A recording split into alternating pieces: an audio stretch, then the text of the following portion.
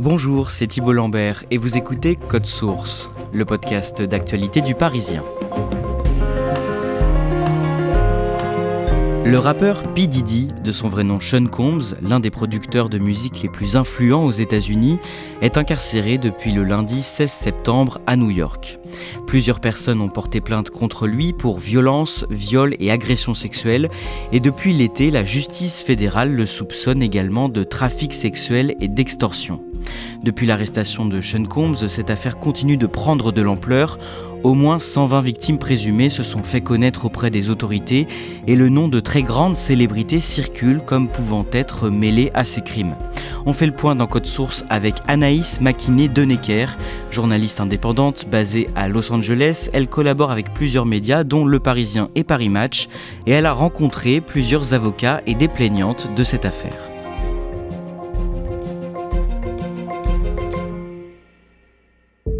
Anaïs Makiné-Denecker, l'artiste P. Diddy, a changé plusieurs fois de nom au cours de sa carrière. Est-ce que vous pouvez nous en citer quelques-uns et dire ce qu'ils signifient ?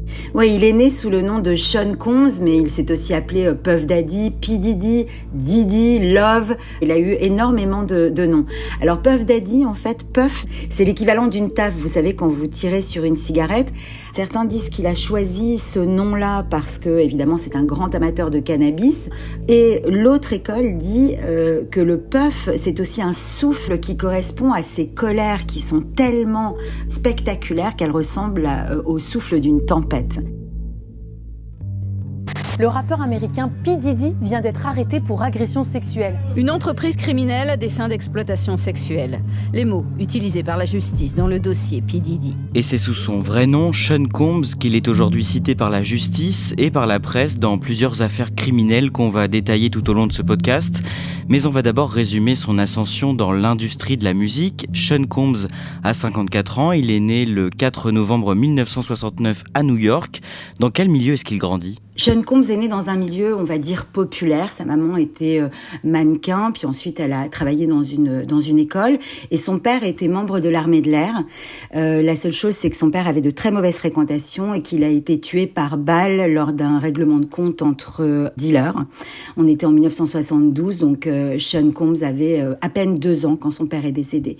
Il a une petite sœur et il va réussir à se faire connaître localement au début en étant danseur et en organisant des concerts, des battles. Des battles qui sont donc des compétitions de rap ou de danse. Après des études brillantes, Sean Combs commence à travailler dans une célèbre maison de disques et il lance son propre label à l'âge de 24 ans, Bad Boy Records, en 1993. À partir de là, il produit ses propres disques de rap et il fait décoller la carrière de nombreux artistes. Très vite, en fait, dans sa jeunesse, il va commencer en fait à faire des stages dans la musique. Il va travailler pour la célèbre maison de disques Motown, qui est la maison de disques de Diana Ross, des Jackson 5 ou de Stevie Wonder. Il va aussi bosser pour Uptown Records, qui est plus spécialisé dans le rap et le R&B. Et c'est là qu'il va se lier d'amitié pour un autre rappeur qui s'appelle Notorious Big, qu'il va décider de produire. C'est comme ça qu'en 1993, il va fonder son propre label, Bad Boy Records, qui va contribuer finalement à propulser les carrières d'immenses stars comme Biggie, Mary J. Blige, Usher. Et en 1997, il va sortir son premier album en tant que rappeur qui s'appelle No Way Out. Il faut savoir que No Way Out, ça a été un album culte puisqu'il a reçu 7 disques de platine et plusieurs Grammy Awards.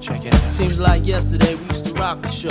I laced the track, you locked the flow. So far from hanging on the block for dough. Côté privé, il devient le père de 7 enfants, nés de différentes unions. Au fil des années, il diversifie ses activités, il investit dans une chaîne de télévision, lance une ligne de vêtements et de parfums. C'est l'un des plus gros donateurs du Parti démocrate. Sa fortune est aujourd'hui estimée, selon le magazine américain Forbes, à 820 millions de dollars. Il est aussi connu pour son train de vie très bling-bling et ses gigantesques fêtes qui réunissaient les plus grandes stars de la planète dans les années 2000. À quoi ça ressemblait en quelques mots ? L'idée de ces soirées blanches, c'est de réunir le grand monde, que ce soit celui du show business, les politiques, afin d'abord de faire la fête ensemble bien sûr, mais aussi de se faire des relations et puis pourquoi pas signer des contrats juteux. Aux soirées blanches, ce qui est intéressant, c'est que se côtoient par exemple Donald Trump, le prince Harry, mais aussi des stars du showbiz comme Jay-Z, Beyoncé, des stars de la mode comme Donna Karan. Donc tout ce petit monde en fait se réunit pour faire la fête. Les soirées sont outrancières. Il y a des go-go danseuses, il y a de la drogue en libre service. C'est hyper ostentatoire. On en vient à cette retentissante affaire qui démarre en novembre 2023, lorsque la chanteuse de R&B, Cassie, de son vrai nom Cassandra Ventura, compagne du rappeur pendant 11 ans, entre 2007 et 2018, dépose une plainte contre lui. De quoi l'accuse-t-elle ?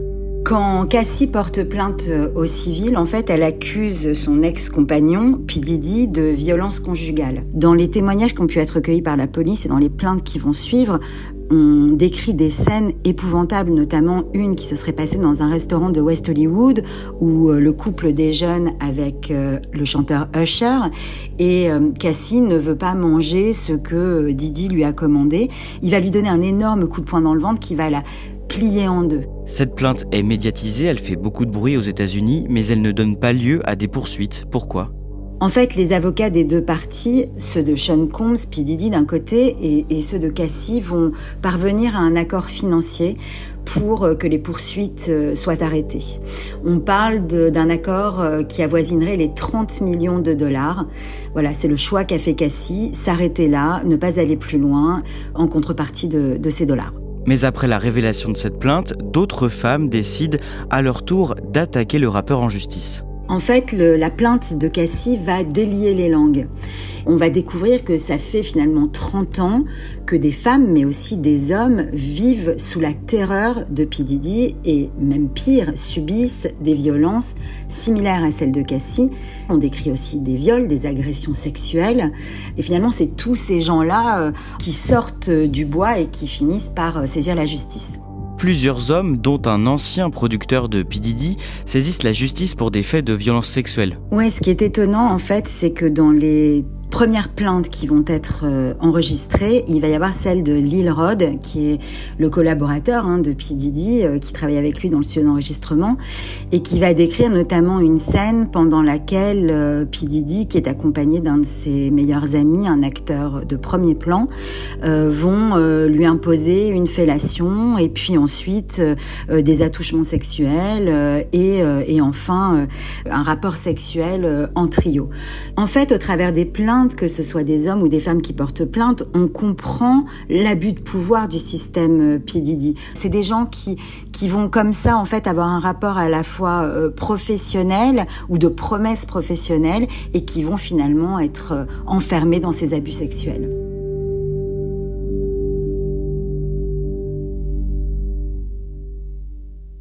Au mois de mai 2024, donc 6 mois après la première plainte visant Sean Combs par son ancienne compagne Cassie, la chaîne d'info CNN dévoile des images accablantes captées par des caméras de vidéosurveillance dans un hôtel plusieurs années auparavant, en 2016.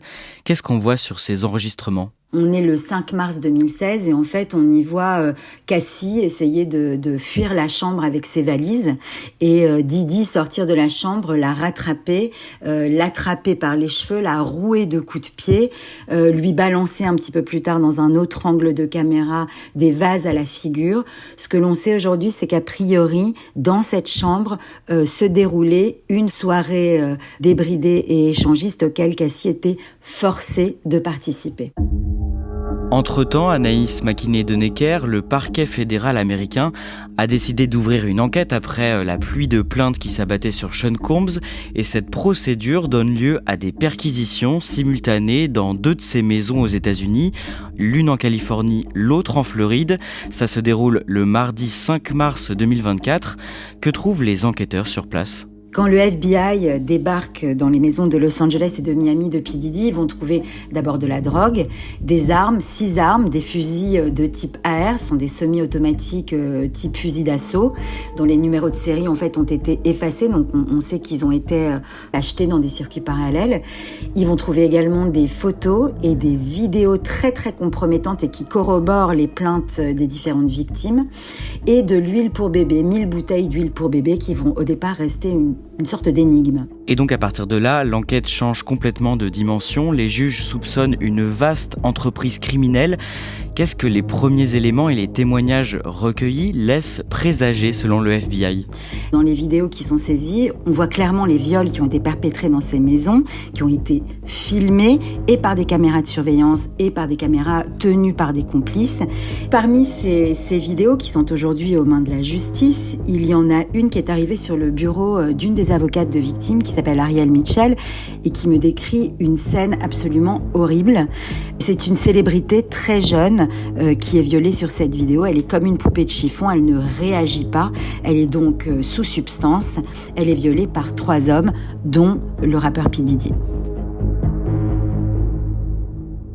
D'après des témoins et des victimes présumées interrogées par le FBI, la plupart des abus se déroulaient dans les soirées arrosées organisées par P. Diddy, ou plutôt dans la deuxième partie de ces soirées, celle qui basculait en orgie avec énormément de drogue. La drogue, elle était présente dès la première partie des soirées, dans les fameuses soirées blanches, parce que j'ai Adria, l'une des danseuses que j'ai pu interviewer, qui et l'une des femmes qui porte plainte aujourd'hui contre P. Diddy me raconte qu'elle avait été engagée comme go-go danseuse et elle dansait à côté du bar sur lequel il y avait absolument toutes les drogues qu'on peut imaginer en consommation libre.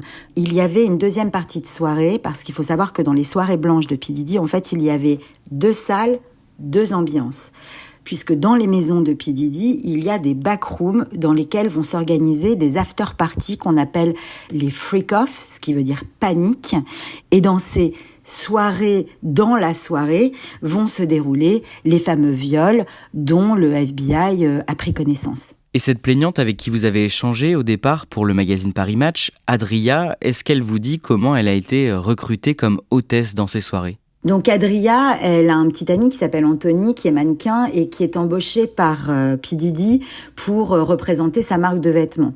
P. Diddy apprend qu'elle est danseuse, qu'elle est go-go danseuse, elle fait ça pour gagner sa vie. Et il va lui proposer de devenir danseuse, il lui dit « tu vaux mieux que ça, alors viens danser dans mes soirées blanches ». La première soirée dans les Hamptons se passe plutôt bien. Elle arrive, dans les vestiaires, on lui donne une tenue blanche, sexy. Donc c'est vraiment l'uniforme. Elle est considérée comme une employée venue distraire les invités. Jusqu'au jour où P. Diddy va lui proposer de venir chez lui à Miami. Donc il va lui payer un billet d'avion. Et quand elle arrive, tout a changé. C'est-à-dire que P. Diddy a appris entre-temps que pour gagner sa vie, quand elle avait 19 ans, elle a fait quelques films érotiques. Donc il va lui dire, écoute, ça serait bien maintenant que tu donnes un petit peu plus de ta personne et que tu t'occupes un peu mieux de mes invités. Donc on va te payer un peu plus cher et tu vas coucher avec les gens avec qui je vais te dire de coucher.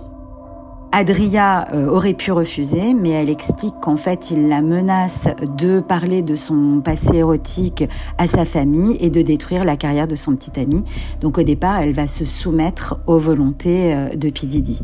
Et elle raconte une scène horrible où elle se réveille au milieu de cette fameuse backroom en pleine freak-off party.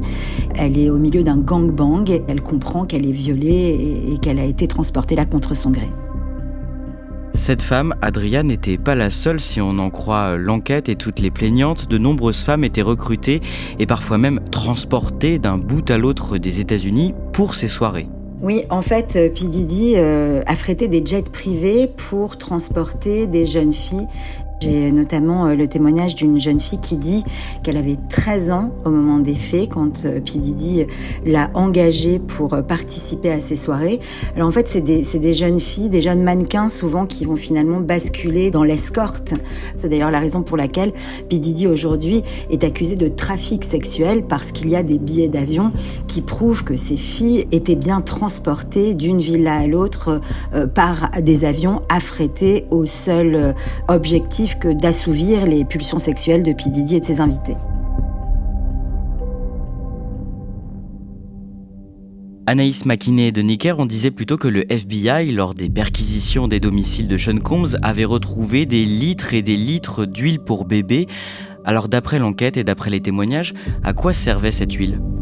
Au départ, les agents du FBI pensent que c'est un simple lubrifiant. L'avocate d'une victime raconte que sa cliente, en fait, a été aspergée de cette huile pour bébé. Ce qu'explique l'avocate d'Ashley, c'est que ces huiles pour bébé servaient en fait de conducteur au GHB, la drogue du violeur. En aspergeant les victimes de cette huile pour bébé mélangée au GHB, ça permettait à cette substance de pénétrer dans le corps des victimes par les pores de la peau et de les transformer en zombies. L'objectif de cette pratique immonde, c'est finalement de soumettre chimiquement les victimes pour pouvoir les violer librement. La chanteuse Dawn Richard, qui a collaboré avec P. Diddy dans le groupe Dirty Money, dépose plainte contre lui en septembre pour des violences sexuelles et elle raconte avoir assisté à ces viols collectifs en soirée et que Sean Combs l'aurait menacée pour qu'elle se taise. Donc Dawn Richard, c'est une jeune fille de bonne famille qui va participer à un télécrochet qui s'appelle Making the Band et qui est produit par P. Diddy. Et P. Diddy va la prendre sous son aile. Il va finalement en faire une complice de ses actes criminels. Il va lui demander petit à petit de venir assister à ses freak-off parties, mais comme simple témoin. Il lui demande de regarder ce qu'il fait. Et petit à petit, il va se servir de cette position de complice contrainte pour la menacer, pour lui dire voilà, maintenant tu m'appartiens puisque ce que tu as vu, si tu le dis, il va t'arriver. C'est toujours cette même menace qu'on retrouve dans absolument toutes les plaintes. Si tu parles, je peux te faire disparaître. D'après les enquêteurs, le rappeur avait donc mis en place tout un système pour faire pression sur les participants à ces soirées et les victimes. P. Diddy, c'est quand même un mec qui a le bras long.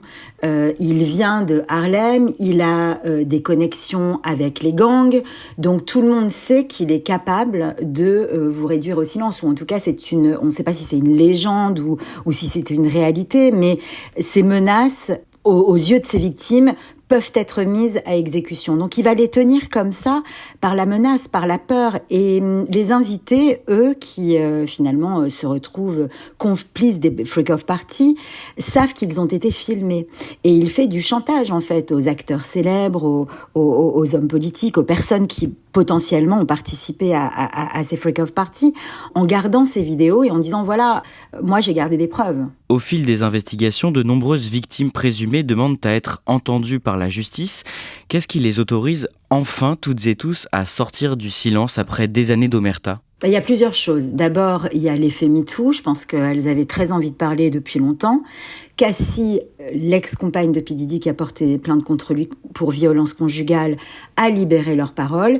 Et puis enfin, si aujourd'hui on arrive à plus de 120 victimes qui demandent à être entendues, 26 seulement l'ont été à date, c'est aussi parce qu'il est enfermé et que par conséquent, elles se sentent peut-être un peu plus en sécurité. Après les différentes révélations sur ces soirées, sur l'enquête, plusieurs médias américains égrènent les noms des stars qui se sont rendus aux fêtes de Sean Combs depuis plus de 20 ans. Leonardo DiCaprio, Jay-Z et même Beyoncé. Malgré tout, il faut rester prudent avec ce genre d'informations. Les soirées blanches de P. Diddy, il fallait en être. Vous voyez, tout le monde avait envie de s'y montrer. Donc effectivement, vous allez retrouver des stars que vous avez citées, comme Leonardo DiCaprio, Jay-Z, Beyoncé, mais il y a aussi des stars françaises. Par exemple, quand il était à Paris, on va retrouver les Guetta, on va retrouver des journalistes français, etc. Mais ce ne sont pas forcément des gens qui ensuite vont poursuivre la soirée dans ce qu'on appelle les freak-off parties. Celles-ci sont vraiment réservées aux initiés et qui ne représenteraient dans la balance que 30% des invités. Donc il faut faire attention de ne pas faire l'amalgame. Anaïs McKinney de Necker, on en vient à la date du lundi 16 septembre. Ce jour-là, à New York, des agents du FBI procèdent à l'arrestation de Sean Combs. Music mogul Sean Diddy Combs has been arrested in Manhattan. This is a federal prosecution. It's not a state prosecution. And we began with this breaking news that Sean Diddy Combs was just unsealed. And it lays out multiple charges against him, including racketeering, sex trafficking, transportation to engage in prostitution. Comment ça ça se passe ? Entre le moment de la perquisition des maisons de P. Diddy en mars et son arrestation le 16 septembre dernier, en fait, le FBI a fait un travail de titan, de fourmi même, pour essayer de rapprocher les plaintes des preuves matérielles qu'ils avaient pu saisir. Donc c'est ce qui a pris du temps. Quand il a été arrêté, le dossier était donc solide. Il est aujourd'hui accusé de 14 chefs d'accusation, viol, trafic sexuel, trafic de drogue, extorsion, parmi les 14 chefs retenus. L'affaire est suffisamment grave pour qu'un juge ait refusé sa libération sous caution. Les avocats de P. Diddy ont proposé une libération sous caution pour 50 millions de dollars, ce qui est une somme colossale, mais quand on sait que P. Diddy pèse plus de 820 millions de dollars, pour lui, c'est un grain de sable. Néanmoins, le juge a décidé de le laisser sous les verrous, d'abord parce qu'il a peur qu'il s'enfuit. Ensuite, des gens incriminés pourraient avoir envie de lui faire la peau. Donc pour toutes ces raisons, le juge a préféré le maintenir en détention. Au total, combien de victimes présumées se sont manifestées à ce jour dans ce dossier et combien de temps va durer l'enquête ? C'est une enquête qui est tentaculaire parce qu'à ce jour, il y a 26 plaintes qui ont été enregistrées par la police américaine, mais il y a des demandes chaque jour des victimes se manifestent. Aujourd'hui, il y a plus de 120 dossiers qui demandent à être étudiés. Il y a probablement aussi, on le sait aujourd'hui, des ramifications internationales qui vont s'ouvrir. On sait que P. Diddy avait des habitudes à Cannes, à Saint-Tropez et évidemment à Paris. C'est en tout cas un appel que lancent les avocats de l'affaire P. Diddy. Il serait quand même intéressant que les victimes européennes se rapprochent des autorités de leur pays, en France par exemple, pour qu'un dossier P. Diddy puisse éventuellement être ouvert dans notre pays. Un procès est d'ores et déjà programmé. Sean Combs doit comparaître devant un tribunal le 5 mai 2025. Mais la justice n'en aura pas fini avec lui après ça, puisqu'elle risque d'enquêter sur sa possible implication dans des cold cases, des affaires d'homicide non élucidées. Oui, il y a plusieurs cold cases qui posent question aujourd'hui, qui vont peut-être être réouverts à la suite de cette affaire P. Diddy. D'abord, il y a l'assassinat du rappeur Tupac en plein Las Vegas. C'était le 7 septembre 1996. Il faut savoir que P. Diddy était impliqué dans une fusillade, dans une boîte de nuit à New York. À l'époque, il était le compagnon de Jennifer Lopez et ils ont pris la fuite de cette boîte de nuit. Des armes avaient été retrouvées dans leur voiture. Bon, finalement, il a été blanchi. Mais aujourd'hui, Lil Rod, qui est l'un des hommes qui porte plainte contre Diddy, qui est son ancien associé, dit avoir des preuves de son implication dans diverses affaires criminelles. Anaïs Mackinet-Denecker, à ce jour, est-ce que l'affaire Sean Combs a suscité des réactions dans le milieu du show business américain ? Il y a ceux qui aimeraient qu'on laisse la justice faire son travail. Ils sont quand même assez peu nombreux parce que de façon générale, les stars sont toutes plus ou moins liées à P. Diddy. Encore une fois, tout le monde allait aux soirées de P. Diddy. Donc par peur d'être éclaboussé, c'est plutôt un peu silence radio ici à Hollywood et dans le milieu du show business américain en général.